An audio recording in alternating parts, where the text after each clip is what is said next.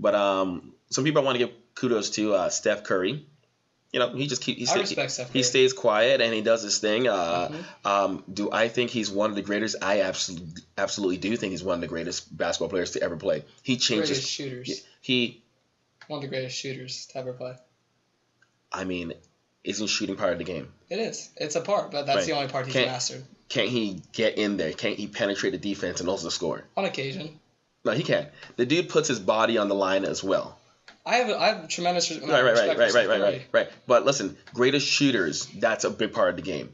Because listen, shooting 3-pointers is also harder than shooting a 2-pointer. Steph Curry changed the game, and I respect him for that. There's so much hate here. I didn't want to get blinded by the hate. That's how to put this on. I'm not hating on anyone. I already said I respect Jordan. I'm joking. I respect That's a Curry. joke. It's a joke, young man. No, I get riled up when I talk about sports, and I love it. But no, one thing I was gonna say about Steph, like everybody wrote him off coming out of college. Do you know where he went to college? I don't blame you if you don't. Nobody does. Do you know? I heard it before, but nothing substantial. No, it's so small. It's Davidson College. Yeah, Davidson. Davidson College. It's my friend Celeste went there. That's why I knew that. Yeah, it's barely Division I, and I respected the shit out of him because he came out of there. He went to 7th overall. You're the stat man. I mean, I know it all. So stat man. Ooh. He went 7th overall to the Warriors, and so many people said that this guy was gonna be better than him. He's not a true point guard. He can't really play, and then he came in, despite all the injuries that he had early on in his career. He became one of the greatest today. He's top 5. I'd say maybe even top 3. So I respect Steph Curry. I definitely will put him top 3, and just because of the size of his body, that's why he's not the top, but like the guy reinvented shooting. He has an insane amount of work ethic, and that's why I always respect Steph Curry. And Klay Thompson I like Klay as well. Also has his shoot. The whole Warriors shooting game has gone up because of Steph Curry. The Splash Brothers. Everyone wants to be part of that. So what are they practicing? The 3-pointers. Mm-hmm. 3-pointers from behind the arc. Right. Like, the dude is insane. Honestly, if I had a choice, and you're going to get mad, if I had a choice with Steph Curry and LeBron James, I'd pick Steph Curry. I'm not going to say anything to that because You know why? Because I just like the way it makes me feel. Like, the guy just, when he shoots, the way he electrifies the crowd, it's insane. Like, I haven't seen someone electrify a crowd with a 3-pointer. You know what I'm saying? Like, it used to be just crazy dunks and everything like that, jumping from the free throw line and things like that. But the 3-pointer? How do I make that exciting? Well, let me just take 5 feet. I would step 5 feet away from the arc and just drain that like it's nothing. Just all day, Drano. One person on the Warriors I don't respect, and Draymond? Definitely Draymond. He's kind of like the He's needed. He's kind of like the James Harrison of the NBA. He's needed. He's kind of like the Rodman. I think he's like Rodman. Yeah, I agree a little bit to that too. Everybody hates him, and I just don't like him as a player. He's really arrogant. Yeah. He's good though. I'll give it to him. He's a good player. They need the arrogance there. They need someone to talk shit. They need people to get under other people's skin. Right. That's also part. He's the psychological warfare that they have. So you're saying any good team needs someone like that? Yeah, I think so. But then you can take it to the Spurs, who are just like the most quiet team in like the NBA. Nobody. You see how Popovich went out, how Duncan went out. They don't say anything. Tim Duncan retired at like 1 a.m. on Monday. Like, he doesn't care.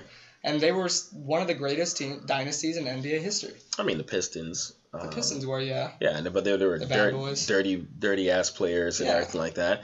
But I'm saying you always I would love always on my team. I love the guy that can do like psychological warfare to win the match before the match is even like McGregor. You know what I'm saying? Michael Jordan did though. Yeah, I'll give him that. He was really good with psychological warfare. Look, Michael Jordan didn't just whoop other people's asses. He whooped his team's ass. Mm-hmm. He punched his own teammate in the face. I know. I remember that. Like, yo, if I was on the other team, I'm like, yo, he just punched his own teammate in the face. If he punched his own team in the face, what is he willing to do to me? Right. You know, so like I said, it could go back and forth and back. But I respect LeBron James. I do. And I wish the kid all the success. You just don't respect his fans. Yeah, I definitely don't respect his fans that are blinded, and they can't see things from another perspective. Like, yeah, cool. Have your conclusion, but don't tell me you're gonna ignore all of this right here. You know what? Why don't you tell me what you think about Michael Jordan? Why don't you tell me all that stuff about Michael Jordan? But they can't say anything. So LeBron, the ball, the stats, the blood. And you know what? I don't got time for all the stats. And this is gonna take us to the end of our podcast, unless there's something else you want to talk about. Yeah, everyone around. You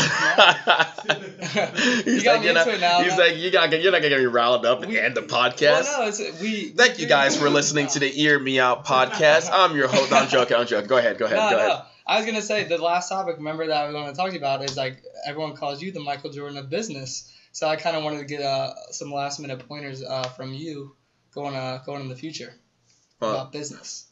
I wish I was the Michael Jordan of business. You're the LeBron James. Yeah. He's a Curry. Yeah.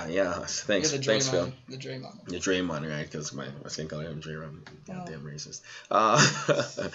No. I mean, I feel like everyone had the expectations of me being like the Michael Jordan. I mean, no skin tone in this at all. You know what I'm saying? This just straight up. The Michael Jordan or the LeBron James, and those are some of the examples I've got. And I can more relate to LeBron James than Michael Jordan in the way I've ran my business.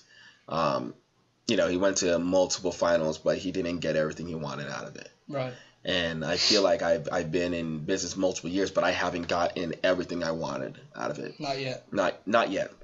And I'm gonna keep going. So I can relate more with LeBron James in that sense. But when it comes to the killer mentality, like, yo, piss me off and we'll see what happens. Like, I'm more of a Michael Jordan when it comes to that. But LeBron, I can relate to him on the fact, like, he doesn't want to disappoint himself. He doesn't want to disappoint his fans. He doesn't want to disappoint anyone. If it was just about him, maybe, who knows, maybe he wouldn't want all those rings. Yeah. But I think he really wants to give the state of Ohio something. I think, because he's very grateful for the opportunities that he's had. But in business, I mean, there's a lot of stuff that I feel like I need to do. I gotta become a little bit more ruthless. I gotta care on a different level. Like, when I'm caring for people, I'm not neglecting the shortcomings that are detrimental, that can hurt us in business. Right. I'm not gonna love with my eyes closed anymore. I'm gonna make love with my eyes open, which is kind of freaky. But I'm gonna make sure that happens. And then some people may say that this is the Rocky Balboa story, except you're African American. Some people, you did watch that video, right? I watched the video, yeah. That was a good video. Yeah, I watched it a lot, yeah. It's really inspiring. I kind appreciate of watch it whenever I'm feeling down. So. Really? Yeah. Well, why do you feel down, man? I don't know. Whenever I'm like doubting myself in business. Okay, for sure. That's funny when people say, like, whenever I'm doubting myself in business, and I don't think I've doubted myself in business like that much. Maybe once or twice. But when I've done that, it's like, can I live up to this expectation? That's really what it comes down to. Not like I'm going to quit or anything, but can I play at that level? Mm-hmm. I know I'm playing, but can I play at that level in business? And that's why I do the podcast. That's why I do my vlogs. That's why I do all my, I'm running the business, I'm running the show. I'm working out in the gym. I'm doing the most, and I'm doing it at a high level as possible. And people see all these things as distractions. I mean, I don't. I just see that, I see the future. I see the pieces on the board, and I can see what needs to be done in order to ensure a long-term victory. Right. It's like, look, I could eat pizza and all day, every day, and gain a lot of muscle, but I'm going to have to be on that treadmill for a long time to lose all that extra fat weight, and hopefully I don't have a heart attack in the process. Mm-hmm. So the way I'm setting up the game, the way I'm setting up the win, some people can't see that right now. And there's other people that are winning right now in our business. They're winning so hard. And it kills me. I'm telling you, it kills me every time I watch them or see them go on stage. And you know what? It kills me because I'm like, I'm clapping, right? Just clapping, I'm clapping and smiling. And I'm happy for them, but I'm mad at myself. I'm mad that I'm on that side of the stage. And if people have those expectations of me and I haven't been living up to them, they're probably, they're buying their ticket. And they're like, yo, I paid all this money to see Roderick crush it on this level in business. He's doing okay, he's doing well, but he's crushing on this level in business, like consultant level in business, right? Mm-hmm. And I'm not getting my money's worth. So this game kind of sucks to watch. Right. It's kind of, you go into a LeBron James game and he's sitting out, he's sitting down. Exactly. He's not playing the game, which the commissioner now changed all the rules, which I do like. But you work with me. Right. My intensity is like, no one knows your brother and sister until they live with them, mm-hmm. right? And people don't know me behind the scenes, but I just let people see what I want them to see. I operate off of, I do operate well when people doubt me. So doubt me as much as you want, you know. I operate when people want to talk shit about me because I'll smile in your face. But there is this crazy fire inside that once I do get close to you, you're going to feel it, you're going to understand it, and you're going to see it burn some shit up. And these next couple of years, you know, like you said, Michael Jordan got prepped pretty well in college, and then he got destroyed, right? I got prepped pretty well in business, and then I got destroyed, and now I'm back, and ready to win your 6 rings. And I'm just ready to win these 6 rings. The next 1 ring down. Let's get the next 5 rings. Let's open up these next 5 business offices across the country, and let's crush it. Like, let's get on the other side of the stage. And I want to see my boys on the other side of the stage. I want to see you on the other side of the stage. I want to see Messer on the other side of the stage, Phil on the other side of the stage, Crenshaw, Kelly, Sherilyn. Like, I want to see all those guys. Even Mike, your new guy, Mike. Like, you know, like Mike on the side, Mitch on the other side of the stage. Can't leave out my boy John. Yeah, we can't leave out John. But John, we'll see where you at, John. We see where you're at. I gotta see that. Crenshaw's on the same path. We'll see where he's at as well. But I'm still gonna bust my ass and make sure I can make everybody better. Because if something happened to me, like I was taken out of business or something happened, like I made you guys so good and you're so prepared, and the intensity and the drive, like nothing can stop you. You're like a Mack truck. Nothing can stop you to just get out of the way or get run over. You know what I'm saying? Yeah. That if I leave the business, you guys can still transcend, adapt, and keep going and crush it. And I'm not going to leave the business willingly. Like, someone will have to freaking drag me the hell out of this planet, you know. But I appreciate you bringing up that analogy. You're not too bad in business yourself, Jordan. Thank you. You're not too bad in business yourself. Looking to get better, though. Always. Yeah, you're looking to get better. You're not as needy as you were when you came into... It was like a month ago. Yeah, that was like a month ago. Yeah, I mean, it was funny.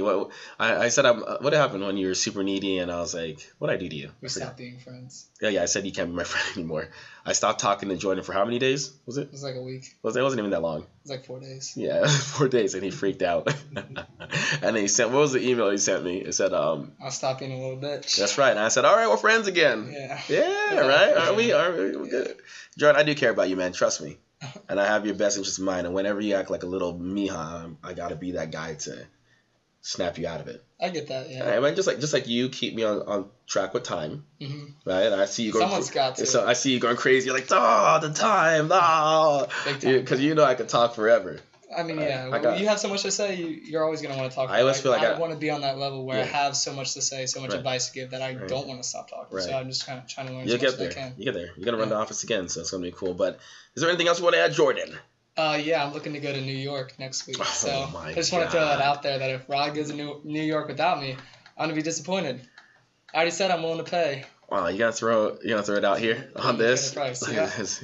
I suck yo to go to New York. That's all right. Doesn't have to get that desperate. But I want to say thank you for being on the show, Jordan. And what's the name of the show? Hear me out. So yes, guys, thank you for listening to the Ear Me Out podcast. Once again, I'm your host, Roderick Grant. Please smash that subscribe button, because Jordan, if you don't, Jordan will suck yo if you smash that subscribe button. Hit the like button a couple times, not too many times, and find this guy on Facebook. What's your Instagram name? Just my name, Jordan McWilliams. Jordan McWilliams. What's your Snapchat? JMCW07049. All right. Okay. What? I made it in 8th grade. It's okay. Wait, what? Say it again. Slow motion. JMCW0700498.